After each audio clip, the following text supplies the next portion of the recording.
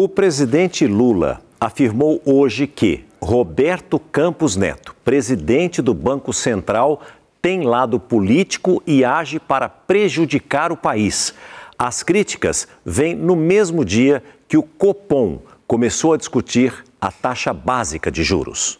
O presidente Lula disse em entrevista à rádio CBN que Roberto Campos Neto não está preocupado com a autonomia do Banco Central. Nós só temos uma coisa desajustada no Brasil nesse instante. É o comportamento do Banco Central. Essa é uma coisa desajustada.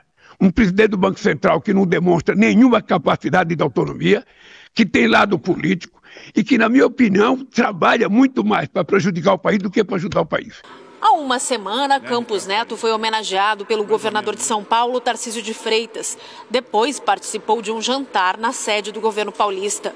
Campos Neto teria sido sondado para ser ministro da Fazenda, caso Tarcísio de Freitas chegue ao Palácio do Planalto.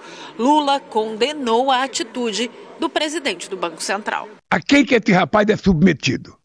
Como é que ele vai numa festa em São Paulo, sabe, quase que assumindo a candidatura a um cargo do governo de São Paulo?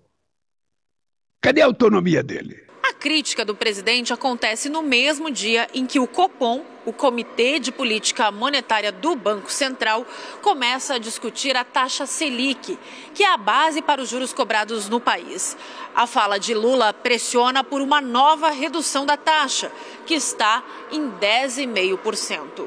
O presidente também voltou a falar sobre reeleição. Se for necessário ser candidato, para evitar que os trogloditas que governaram esse país voltem a governar, pode ficar certo que os meus 80 anos virará em 40 e eu poderei ser candidato.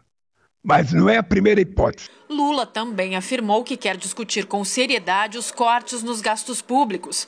Ainda nesta terça-feira, o ministro da Fazenda, Fernando Haddad, afirmou que o acordo em que a Petrobras vai pagar quase 20 bilhões de reais à União deve ajudar o governo a manter o equilíbrio fiscal. Tudo isso são instrumentos novos que dão condição à Fazenda de buscar os resultados ao longo do exercício, sem a necessidade de aumentar ou criar novos impostos. O presidente do Banco Central, Roberto Campos Neto, foi procurado pela nossa reportagem, mas não respondeu até o momento.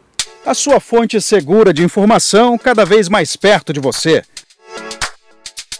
Baixe agora o aplicativo do SBT News.